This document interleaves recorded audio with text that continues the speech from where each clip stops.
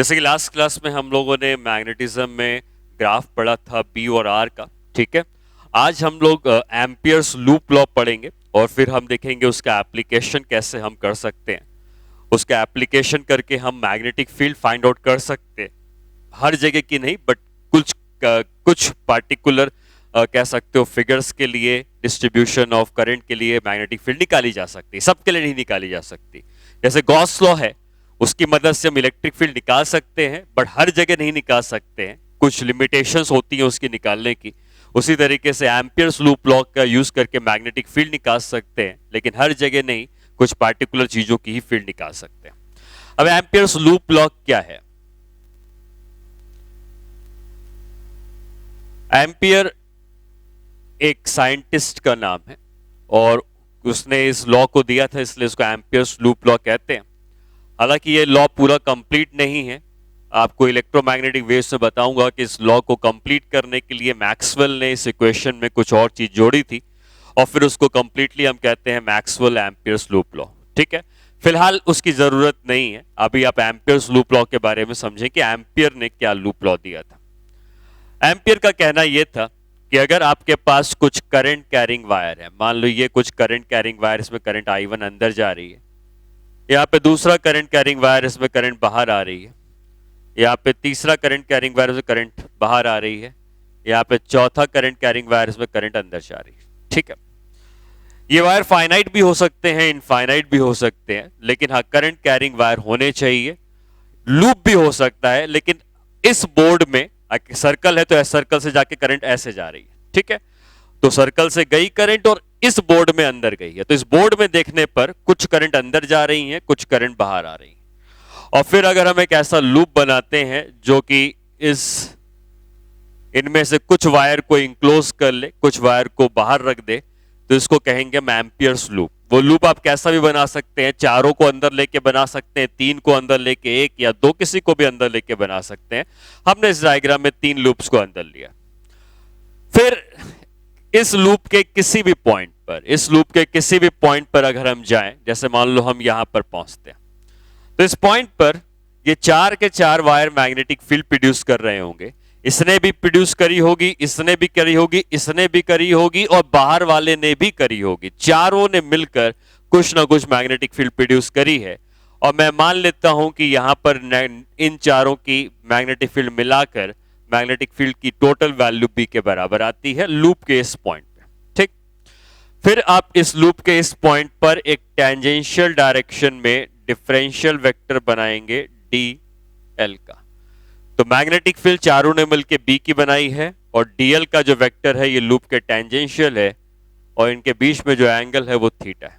ठीक है, तो एम्पियर्स का ये कहना था कि अगर हम बी डॉट डीएल करते हैं, मतलब मैग्नेटिक फील्ड और डीएल का जो वेक्टर है इसका डॉट प्रोडक्ट लेते हैं, तो जैसे आपने डॉट प्रोडक्ट लूप के इस पॉइंट पे लिया, उसी तरीके से यहां पर भी कुछ ना कुछ बी होगा, कुछ ना कुछ डीएल होगा, उसका भी डॉट प्रोडक्ट लेंगे और ऐसे करते करते लूप के हर पॉइंट पर आप बी डॉट डीएल का डॉट प्रोडक्ट लेंगे। डॉट प्रोडक्ट स्केलर क्वांटिटी आती है, तो ये रिजल्ट भी कुछ स्केलर वैल्यू आ रहा होगा, कुछ वैल्यू होगी और फिर हम इसको ऐड कर देंगे।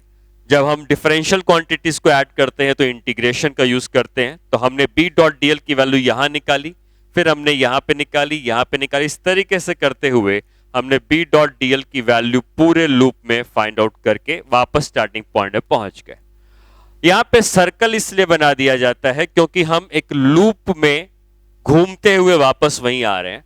हम स्टार्टिंग करेंगे बी डॉट डीएल का डॉट प्रोडक्ट लेना यहां से और घूमकर हम वापस यहां पर लौट के वापस आ जाएंगे, इसलिए सर्कल बता रहा है कि हमने पूरे लूप में बी डॉट डीएल की वैल्यू निकाली। तो एम्पियर का ये कहना था कि ये जो बी डॉट डीएल की वैल्यू आती है ये mu not times net current inside the loop के बराबर होती है। ठीक है, तो आई जो है वो कहे net current inside the loop. अब inside the loop net current कैसे आएगी? तो पहली बात तो ये क्लियर हो जानी चाहिए कि जो करंट आउटसाइड है वो यहां पे नहीं आती है, सिर्फ इनसाइड की करंट आती है। लेकिन ये जो मैग्नेटिक फील्ड बी है, ये बी जो हमने यहां लिखा है, ये मैग्नेटिक फील्ड अंदर के वायर्स और बाहर के वायर सब की वजह से लेनी है। तो मैग्नेटिक फील्ड सब की वजह से है, but I inside, current inside, सिर्फ इनसाइड वाली करंट को ही लिया जाता है। ठीक है, अब अगर इनसाइड वाली करंट को लेना है तो कुछ करंट अंदर जा रही है, कुछ करंट बाहर आ रही है, दोनों अपोजिट हैं, तो आप किसी एक को पॉजिटिव और किसी दूसरे को नेगेटिव लोगे। पॉजिटिव किसको लेना है, तो ऐसा नहीं है कि बाहर है तो पॉजिटिव है, अंदर है तो नेगेटिव, ऐसा कुछ रूल नहीं है। रूल कैसे डिसाइड करते हैं, अगर हमने डीएल का वेक्टर इस तरफ लिया है तो आप लूप में क्लॉकवाइज घूमते हुए आ रहे हैं, क्योंकि डीएल अगर इस तरफ है तो आप लूप में क्लॉकवाइज घूमते हुए आ रहे हैं। तो आपको देखना है कि ऐसा कौन सा वायर है जिसकी मैग्नेटिक फील्ड क्लॉकवाइज डायरेक्शन में होगी। जैसे मान लो ये करंट कैरिंग वायर अंदर है, तो जिसमें करंट अंदर जा रही है उसमें थंब हम अंदर की तरफ रखेंगे तो उसकी मैग्नेटिक फील्ड क्लॉकवाइज आएगी। तो लूप में भी क्लॉकवाइज घूम रहे हैं, इसकी मैग्नेटिक फील्ड भी क्लॉकवाइज है, तो ये पॉजिटिव करंट है। और वहीं जो करंट बाहर की तरफ जा रही है, करंट के डायरेक्शन में अगर आप थंब रखेंगे और उंगलियां घुमाएंगे तो इसकी मैग्नेटिक फील्ड एंटी क्लॉकवाइज है। तो आप लूप में घूम रहे हैं डीएल को लेके क्लॉकवाइज, तो जो क्लॉकवाइज फील्ड प्रोड्यूस करेगा वो पॉजिटिव होगा, जो एंटी क्लॉकवाइज प्रोड्यूस करेगा वो नेगेटिव होगा। कहीं अगर आपने डीएल उधर ले लिया होता, तुम्हारी मर्जी है डीएल कैसे लेना है, तो डीएल अगर इधर लेते तो लूप में एंटी क्लॉकवाइज घूम के आते, तो फिर देखना होता कि कौन एंटी क्लॉकवाइज फील्ड प्रोड्यूस कर रहा है। जो एंटी क्लॉकवाइज करता उस केस में उस करंट को पॉजिटिव और अपोजिट वाले करंट को नेगेटिव। लेकिन जो डायग्राम हमने बनाया है इसमें डीएल क्लॉकवाइज घूमता हुआ आ रहा है, जो करंट अंदर जा रही है उसकी फील्ड भी क्लॉकवाइज घूमते हुए आ रही है, तो ये पॉजिटिव है, तो अंदर वाली करंट पॉजिटिव है, तो बाहर वाली करंट नेगेटिव हो जाएगी। और आप ये कह सकते हो कि इस पार्टिकुलर डायग्राम में बी डॉट डीएल की वैल्यू होगी म्यू नॉट टाइम्स कौन सी करंट पॉजिटिव है, I1 पॉजिटिव है, लेकिन I2 और I3 जो है वो नेगेटिव है। ये एम्पियर्स लूप लॉ बन जाता है। ठीक है, तो यहां पर एम्पियर्स लूप लॉ में हमें किन बातों का ध्यान रखना है कि जो B है ये है magnetic field produced by current carrying wires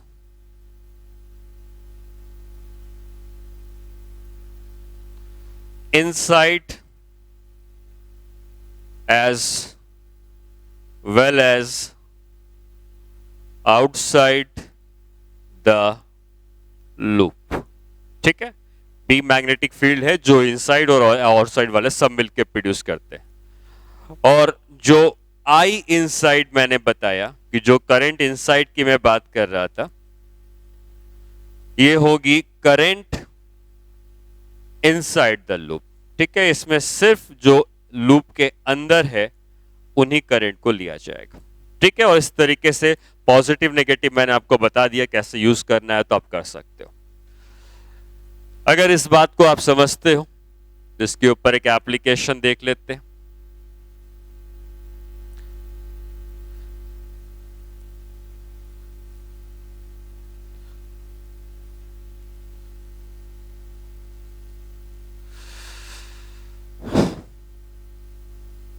ये एक लूप बना है जिसका कुछ पार्ट एक्स वाई प्लेन में है, कुछ पार्ट एक्स जेड प्लेन में, ऐसा कुछ लूप है। और फिर मैंने ये डायग्राम में करंट कैरिंग वायर्स बना दिए, इसमें करंट यहाँ पे अंदर जाकर यहाँ पे बाहर निकल गई, इस करंट का नाम I1 कहा गया है। एक करंट कैरिंग वायर ऐसा है जिसमें करंट इधर जाती है और नीचे निकल जाती है, इसका नाम I2 की करंट है। और तीसरी करंट जो है वो कुछ इस तरीके से आती है, यहाँ पर, यहाँ से बाहर निकलती है, फिर यहीं से घूम कर इधर आती है और फिर यहाँ से अंदर आकर यहाँ से बाहर निकल आती है। तो ये I2 की करंट थी और ये I3 की करंट।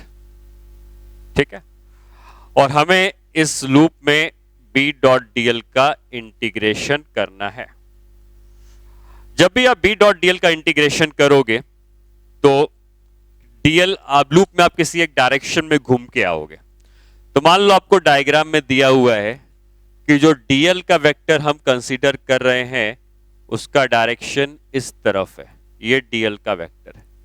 तो एक बार डीएल का वेक्टर इस तरफ बना लिया गया है तो यही डीएल का वेक्टर यहां इधर जाएगा, फिर नीचे आएगा, फिर इधर जाएगा, फिर इधर जाएगा, फिर इधर, फिर इधर। ठीक, अब अगर हम एम्पियर्स लूप ब्लॉक की वैल्यू लिखना चाहें तो हम लिखेंगे integration of B dot D L is equal to mu not times net current inside. अगर कोई ऐसा वायर है जिसमें एक बार करंट अंदर आई है और फिर वही करंट इसमें बाहर चली गई है, ठीक है, एक बार इधर से अंदर आके फिर इधर से बाहर चली गई है, तो उस करंट को इंक्लूड करने की जरूरत नहीं है, क्योंकि अंदर और बाहर से मिला के वो कैंसिल आउट हो जाएगी, इसलिए I3 को इंक्लूड नहीं करना है। तो ये जो I3 की करंट यहां पे आपको दिख रही है, अंदर आना फिर बाहर जाना, इसको नहीं लेना है। आपको सिर्फ उन्हीं करंट को लेना है, या तो सिर्फ बाहर जा रही हो या सिर्फ अंदर आ रही हो, उन्हीं को लेना है। इसका मतलब I1 आएगा और I2 आएगा, लेकिन I3 नहीं आएगा। अब I1 I2 में पॉजिटिव कौन है? अगर तुम I1 को देखते हो तो I1 की करंट इस तरफ है। अगर हम थंब को ऐसे रखें, करंट के डायरेक्शन में थंब को रखें और उंगलियां इधर घुमाएं, तो जिस तरफ उंगलियां घूम रही हैं उस तरफ फील्ड है और डीएल का वेक्टर भी उसी तरफ आ रहा है, मतलब I1 को हमें पॉजिटिव लेना होगा। डीएल का डायरेक्शन और I1 की वजह से फील्ड का डायरेक्शन, दोनों डायरेक्शन सेम है, ठीक है। अब आते हैं I2 के पास। I2 में करंट इस तरफ है, करंट इस तरफ है तो उसकी फील्ड यहां पे ऐसी होगी, और अगर इसकी फील्ड यहां पे ऐसी होगी तो आप जब मैग्नेटिक फील्ड की बात कर रहे होगे इसकी वजह से, तो पीछे वाले वायर में इधर जा रही होगी। ये डीएल इधर आया, इधर आया, इधर आया, इधर आया, और यहां पे डीएल किधर होगा? डीएल इस तरफ होगा, आप कह सकते हो डीएल इस तरफ घूमते हुए आएगा। और जब इस करंट कैरिंग वायर, ये जो I2 की करंट दिख रही है ब्लू वाली, इसकी वजह से फील्ड देखोगे तो क्या वो भी डीएल के ही पैरेलल आएगी? अगर डीएल के पैरेलल आती है तो ये भी पॉजिटिव होगा, और I1 प्लस I2 इस तरीके से आप एम्पियर्स लूप लॉ लगा सकते हो, ठीक है। तो एम्पियर्स लूप लॉ कहीं भी लगा सकते हो, कोई जरूरी नहीं है कि वायर्स इनफाइनाइटली लॉन्ग हो, फाइनाइट लॉन्ग हो तब भी लगा सकते हो। बट होता क्या है कि एम्पियर्स लूप लॉ में हम इनफाइनाइटली वायर के लिए जनरली लगाते हैं जब स्ट्रेट हो। फाइनाइट के लिए क्यों नहीं लगाते हैं मैं आपको एक्सप्लेन कर दूंगा बाद में। अभी इसका एप्लीकेशन देखते हैं कि इसका एप्लीकेशन क्या है। तो एप्लीकेशन में हमें निकालना है magnetic field due to infinitely long wire, ठीक है। इनफाइनाइटली ही मैंने क्यों लिया, फाइनाइट क्यों नहीं लिया, इसको एक्सप्लेनेशन बाद में देखते हैं, लेकिन इनफाइनाइटली लॉन्ग वायर। तो मान लो ये एक इनफाइनाइटली लॉन्ग वायर है और हमें इसकी वजह से मैग्नेटिक फील्ड निकालनी है। हमें ये तो पता है बायोट-सेवर्ट लॉ के अकॉर्डिंग कि करंट अगर ऐसे जा रही है तो इसकी मैग्नेटिक फील्ड यहां पर बाहर की तरफ होंगी, सारी मैग्नेटिक फील्ड बाहर की तरफ होंगी इस साइड, और वही मैग्नेटिक फील्ड इस साइड अंदर की तरफ होगी, ठीक है। तो अब हमें मैग्नेटिक फील्ड निकालनी है, तो आपको यह क्लियर होना चाहिए कि इस वायर की मैग्नेटिक फील्ड सर्कुलर लूप बनाती है, आपको पता ही है। और अगर इस वायर की मैग्नेटिक फील्ड ने सर्कुलर लूप बनाया है इस तरीके से, तो हमें पता है कि इस सर्कुलर लूप के हर पॉइंट पर मैग्नेटिक फील्ड की वैल्यू सेम होती है, ठीक है, क्योंकि ये वायर से इक्वल डिस्टेंस पर है। तो ये वायर चला गया और ये वायर का सेंटर यहां से पार करके गया, और अगर हमने एक सर्कुलर लूप बनाया है तो मैग्नेटिक फील्ड इसी तरीके से सर्कल में ट्रेवल कर रही है। सिर्फ यहां पर नहीं बल्कि हर जगह पर मैग्नेटिक फील्ड सर्कल में ट्रेवल करेगी, ठीक है। तो मान लो हम इसी को एम्पियर्स लूप मानते हैं, ये हमारा एम्पियर्स लूप है। और अगर एम्पियर्स लूप इस तरीके से है तो आपको यह पता है कि लूप में इसकी वजह से मैग्नेटिक फील्ड इस तरफ आ रही है और डीएल का वेक्टर भी इस तरफ आ रहा है। तो अगर आप इसका साइड व्यू देखते हो, मतलब अगर आप इधर से देखते हो इस वायर को, तो आपको इधर से देखने पर एक सर्कल दिखाई दे रहा होगा और उसके सेंटर पर अंदर की तरफ करंट जाती हुई दिखाई दे रही होगी। करंट अंदर की तरफ जा रही है, इधर करंट जा रही है, ठीक है। तो करंट अंदर की तरफ जा रही है और आपको यह पता है कि करंट कैरिंग वायर अंदर की तरफ है तो उसकी फील्ड सर्कुलर होती है इस तरीके से, तो ये फील्ड हो गई। और यही हमारा एम्पियर्स लूप भी है, तो इसका नाम हमने दिया एम्पियर्स लूप।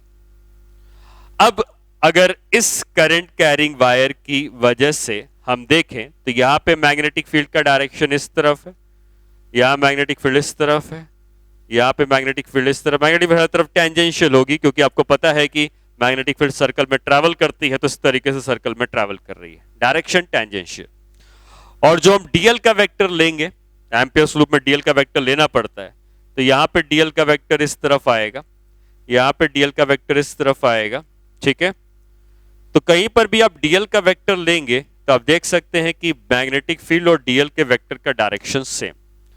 और अगर मैग्नेटिक फील्ड और डीएल के वेक्टर का डायरेक्शन सेम है तो आप जो एम्पियर्स लूप लॉ लगाते हैं B dot D L is equal to mu not times net current inside, तो आप ये कह सकते हो कि नेट करंट इनसाइड आई के ही बराबर है इस लूप के अंदर। बी और डीएल के बीच में एंगल हर जगह जीरो है तो A dot B A B cos theta होता है, और बी की वैल्यू इस करंट से इक्वल डिस्टेंस पर, ये भी बराबर डिस्टेंस है, ये भी वही है, तो बी की वैल्यू हर जगह सेम होगी। तो ये इंटीग्रेशन बन जाएगा B dot D L simply B into D L is equal to mu not into I. B बाहर आ जाएगा, इंटीग्रेशन ऑफ डी एल बचेगा म्यू नॉट टाइम्स आई, और इंटीग्रेशन ऑफ डी एल, अगर हम डी एल की length को ऐसे जोड़ते रहेंगे तो टोटल लेंथ आ जाएगी 2 पाई आर के बराबर is equal to mu not into I. तो बी की वैल्यू हो जाएगी mu not I divided by 2 pi R. और ये मैग्नेटिक फील्ड का फॉर्मूला होता है एक इनफाइनाइटली लॉन्ग वायर से, जो हम पहले भी सीख चुके हैं। तो ये जो इनफाइनाइटली लॉन्ग वायर दिख रहा है, अगर आप इससे आर की दूरी पर आते हैं तो मैग्नेटिक फील्ड इतनी है, मतलब ये अगर इनफाइनाइटली लॉन्ग वायर है तो इससे आर की दूरी पर आओगे तो मैग्नेटिक फील्ड की वैल्यू इतनी होगी, ठीक है, जो हम पहले भी सीख चुके हैं। इसी एम्पियर्स लूप लॉ का एप्लीकेशन हम लोग थिक वायर के लिए भी करते हैं कि अगर कोई थिक वायर होगा तो उसकी मैग्नेटिक फील्ड कैसे निकालनी। थिक वायर का मतलब क्या होता है? हम लोग जो वायर्स अभी पढ़ते आए हैं वो थिन वायर्स होते हैं, मतलब बहुत पतले होते हैं, बहुत लंबे होते हैं। थिक वायर का मतलब ये है कि जैसे मान लीजिए आपने कई सारे वायर्स को इकट्ठा करके एक लूप के अंदर डाल दिया, तो ऐसे कई सारे वायर्स आपको दिख रहे हैं, ये सब पैरेलल हैं, कोई किसी को टच नहीं कर रहा है, लेकिन ऐसे कई सारे वायर्स को पकड़कर अगर आपने इसको लूप के अंदर डाल दिया है तो ये सारे वायर्स मिलके आप कह सकते हो कि एक थिक वायर बना देता है। तो ये एक सिलेंडर था, इसके अंदर आपने कई सारे वायर्स पकड़े, सब पैरेलल हैं एक दूसरे के, कोई किसी को टच नहीं करेगा, और सब में आपने इस लूप के अंदर डाल दिया और सब में करंट एक ही तरफ फ्लो कर रही है। तो इसको हम लोग थिक वायर कहते हैं, ठीक है। अब अगर हम इसको साइड से देखें तो साइड से देखने पर एक सर्कल दिखाई देगा और ऐसा लगेगा कि इसमें कई सारे वायर्स हैं। मैं क्रॉस बना रहा हूं, इसका मतलब ये सारे वायर्स में करंट अंदर की तरफ जा रही है, और ये मैंने तो कुछ ही बनाए हैं पर लेकिन बहुत सारे होंगे एक साथ। आप मान लो 10 लाख वायर लेके अंदर डाल लोगे तो वो बहुत ही आपस में इंसुलेटेड रहेंगे, तो कोई किसी को टच नहीं कर रहा होगा इंसुलेशन की वजह से, और सब में करंट अंदर जा रही है, तो इसको हम लोग थिक वायर कहते हैं। जब ये थिक वायर होता है तो या तो आपको टोटल करंट दी रहती है या करंट डेंसिटी दी रहती है। अब now what is current density? तो मान लो इस सर्कल का जो एरिया है, रेडियस है, वो आर के बराबर है। तो अगर इस लूप में जो टोटल करंट है, सारी करंट को मिला के जो टोटल करंट है वो आई है, तो यहां पर हम डिफाइन करते हैं इसकी करंट डेंसिटी। करंट डेंसिटी को हम J से रिप्रेजेंट करते हैं, और करंट डेंसिटी होती है करंट अपॉन एरिया। तो अगर इसका रेडियस r का है तो आप कह सकते हो कि इसका एरिया पाई आर स्क्वायर के बराबर होगा। तो इस लूप के अंदर जो करंट डेंसिटी होगी वो I बाई ए के बराबर होगी। तो जनरली आपको जब भी इसके ऊपर कोई क्वेश्चन आएगा तो टोटल करंट नहीं देगा, बल्कि कहेगा कि इसकी करंट डेंसिटी J के बराबर है, और करंट डेंसिटी J के बराबर अगर आपको दी है, एरिया से मल्टीप्लाई कर दोगे तो करंट आ जाएगी, ठीक। अब ये जो थिक वायर है इसकी मैग्नेटिक फील्ड कैसे आती है ये हम समझते हैं। तो magnetic field of thick wire, तो हम इसका साइड व्यू का ही यूज करेंगे कि ये एक थिक वायर है जिसमें कि करंट लेट से अंदर की तरफ जा रही है, और हम इसकी वजह से मैग्नेटिक फील्ड निकालना चाहते हैं। तो कहां निकालना चाहते हैं? या तो हम इसके अंदर मैग्नेटिक फील्ड निकालेंगे, या सरफेस पे निकालेंगे, या बाहर निकालेंगे। पहली बात ये क्लियर हो जानी चाहिए कि अगर एक अकेला वायर होता, क्रॉस मतलब करंट अंदर जा रही है, तो उसकी फील्ड ऐसे क्लॉकवाइज बन रही होती। तो ऐसे कई सारे वायर्स अगर हम इकट्ठा करके डाल देंगे और इस सर्कल का सेंटर अगर यहां पर है, तो हर एक वायर अपनी क्लॉकवाइज फील्ड ही बना रहा होगा। तो चाहे आप इस लूप के अंदर रहेंगे तब भी फील्ड वही सर्कुलर बनेगी, आप इस लूप के बाहर भी चले आएंगे तब भी फील्ड वैसे ही सर्कुलर बनेगी। कहने का मतलब जैसे एक नॉर्मल वायर जो होता है जिसमें अगर करंट अंदर की तरफ जाती तो उसकी मैग्नेटिक फील्ड इस तरीके से सर्कुलर हम बनाते हैं। अब अगर ऐसा एक वायर नहीं कई सारे वायर्स हैं और इन सब को उठाकर हमने एक सिलेंडर के अंदर रख दिया है, तो इन सब की वजह से मैग्नेटिक फील्ड जो आएगी ये ऐसे ही सर्कुलर लूप बनाएगी। लेकिन हाँ, इस सिलेंडर के अंदर भी वैसे ही सर्कुलर लूप बनेंगे, सिलेंडर की सरफेस में भी वैसे ही सर्कुलर लूप बनेगा और सिलेंडर के बाहर भी वैसे ही सर्कुलर लूप बनेगा। तो मैग्नेटिक फील्ड ऐसे ही सर्कल में ट्रेवल करेगी, बट इनसाइड दी सर्कल और outside the circle, on the surface of circle तीनों होगी। तो हमें यह पता करना है कि अंदर फील्ड कितनी है, सरफेस में कितनी है, बाहर कितनी है। चाहे जहां फील्ड निकालोगे, क्योंकि फील्ड सर्कुलर है तो हमारा लूप जो होगा, कौन सा लूप, एम्पियर्स लूप, वह एम्पियर्स लूप भी सर्कुलर होगा। तो फील्ड भी सर्कुलर है, एम्पियर्स लूप भी सर्कुलर है, तो बी और डीएल हमेशा एक ही तरफ होंगे, जैसा हमने कुछ देर पहले क्वेश्चन किया था। और बी और डीएल अगर हमेशा एक ही तरफ होंगे तो हम जो लिखते हैं बी डॉट डीएल का integration is equal to mu not times net current inside. मैं अभी राइट हैंड साइड की बात नहीं कर रहा हूं, लेफ्ट हैंड साइड की बात कर रहा हूं। हर जगह पर बी और डीएल एक ही तरफ रहेंगे तो ये हो जाएगा बी, यहां पे DL is equal to mu not into current inside, ठीक है। और फिर वही डीएल का इंटीग्रेशन करेंगे तो डीएल का इंटीग्रेशन करके पूरा सरकमफेरेंस आ जाता है और सरकमफेरेंस की वैल्यू होती है 2 pi R is equal to mu not times current inside.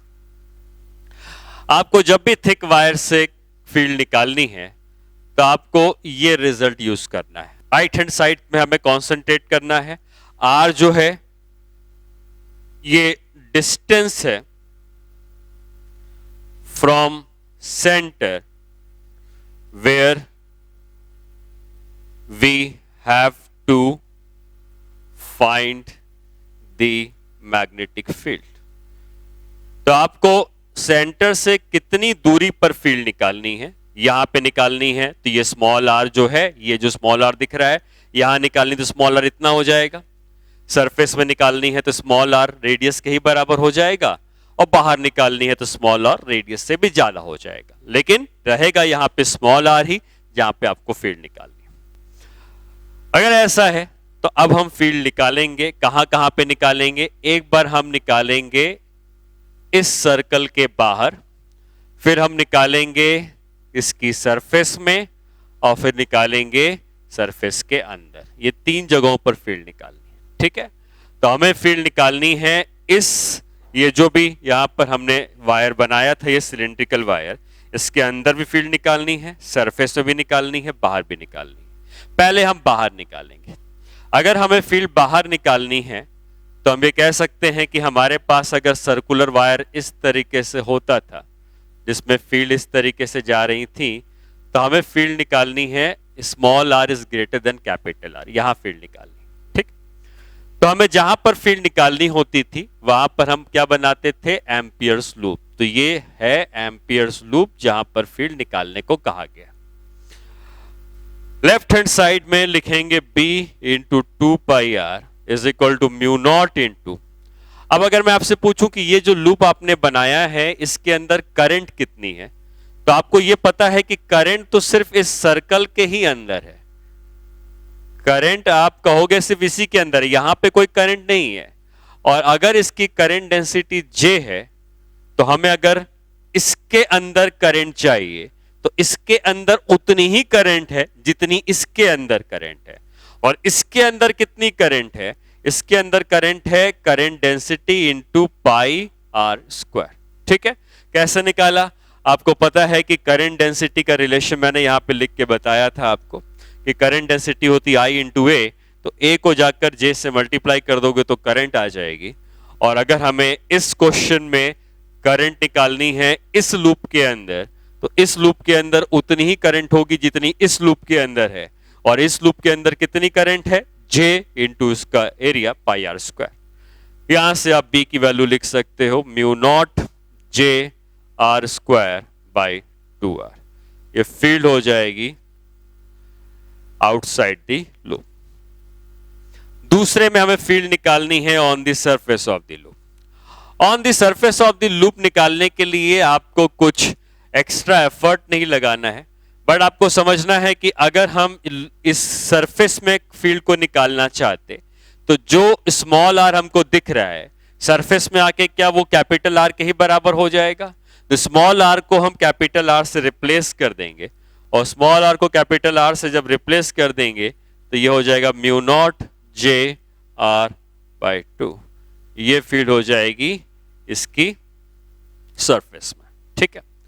जब अंदर फील्ड निकालनी है तो यहां पे कैलकुलेशन करनी पड़ेगी। ये हो गया सर्कुलर वायर, सर्कुलर लूप जिसके अंदर बहुत सारे करंट कैरिंग वायर अंदर की तरफ गए हैं, और हमें अब फील्ड निकालनी है small R is less than capital are.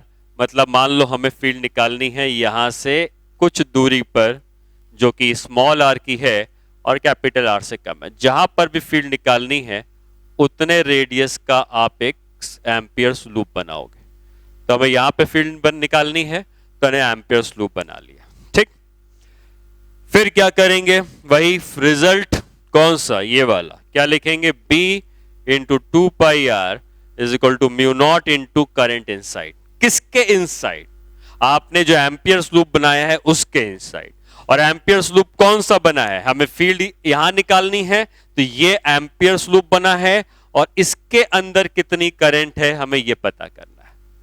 तो अगर हम इसके अंदर करंट कितनी है ये पता करना है तो करंट डेंसिटी तो पूरे में J थी, तो करंट डेंसिटी तो अभी भी J ही लेंगे, बट इसका जो रेडियस है ये स्मॉल r का है क्योंकि इसी के अंदर करंट चाहिए। तो हम जो J इंटू एरिया करते हैं वो pi into small R square का करेंगे। अब यहां से B की वैल्यू हो जाएगी mu not J small r by 2। ये मैग्नेटिक फील्ड हो जाएगी इनसाइड द लूप, ठीक है। तो हमें, और अगर अगेन हमने अगर ये पहले निकाल लिया और सरफेस में पूछता है तो सरफेस पे जाने पर यही स्मॉल आर कैपिटल आर बन जाता, स्मॉल आर को कैपिटल आर रख देते तब भी mu not J capital R by 2 आ जाता। तो अगर आपने बाहर निकाल ली है तब भी स्मॉल आर को कैपिटल आर रख दोगे, अंदर निकाल ली है तब भी स्मॉल आर को कैपिटल आर रख दोगे, तो आपको उसकी सरफेस में मिल जाएगा। और ओवरऑल जो फील्ड आई है अगर हम देखें और उसका एक ग्राफ बनाने की कोशिश करें तो ग्राफ कैसे बनेगा, जब तक आप इस लूप के अंदर हैं तो मैग्नेटिक फील्ड स्मॉल आर के डायरेक्टली प्रोपोर्शनल है, और सेंटर पर होता तो स्मॉल आर 0 होता तो फील्ड 0 होती। जैसे जैसे आप सेंटर से बाहर चलते जा रहे हैं मैग्नेटिक फील्ड स्मॉल आर के डायरेक्टली प्रोपोर्शनल है, सेंटर से दूर चलते जा रहे हैं फील्ड बढ़ती जा रही है। फील्ड जब सरफेस से पहुंच जाएगी small R is get equal to capital R हो जाएगा, तब जाके फील्ड मैक्सिमम हो जाती है। और कितनी हो जाती है, स्मॉल आर कैपिटल आर के बराबर होगा, तो ये फील्ड हो जाएगी mu not J capital R by 2, ठीक है। फिर अगर आप सरफेस के बाहर चलना शुरू करते हैं तो सरफेस के बाहर चलते ही ये जो फील्ड का फॉर्मूला यहां लिखा है वो है mu not J capital R square by 2R। तो आप देख सकते हैं कि जैसे ही आप सरफेस के बाहर गए मैग्नेटिक फील्ड स्मॉल आर के इनवर्सली प्रोपोर्शनल हो गई, और अगर मैग्नेटिक फील्ड स्मॉल आर के इनवर्सली प्रोपोर्शनल हो गई तो ये ग्राफ इस तरीके से आता है, यहाँ पे B is inversely proportional to distance from the centre. तो मैग्नेटिक फील्ड सेंटर तक बढ़ती है, सॉरी सेंटर से सरफेस तक बढ़ती है, फिर सरफेस से मैग्नेटिक फील्ड घटना स्टार्ट करती है, ठीक है। जैसा हमने आज थिक वायर की वजह से मैग्नेटिक फील्ड को पढ़ा है, नेक्स्ट क्लास में इसको कंटिन्यू करेंगे थिक वायर के मैग्नेटिक फील्ड, और जो कॉम्पिटिटिव एग्जाम्स हैं IIT या नीट में अगर कोई क्वेश्चंस आए होंगे हम उनको भी करेंगे। जब इनको कर लेंगे फिर हम लोग नेक्स्ट पार्ट मतलब सोलोनॉइड में जाएंगे, सोलोनॉइड की कितनी मैग्नेटिक फील्ड होती है वो देखेंगे, टोरॉइड आएगा और thick infinite sheet of current भी आएगी, ठीक है। तो आज आपको जो भी पढ़ाया गया है ये इनफाइनाइटली लॉन्ग वायर की वजह से जो थिक वायर बना है उसकी वजह से फील्ड के बारे में पढ़ाया गया, ठीक है।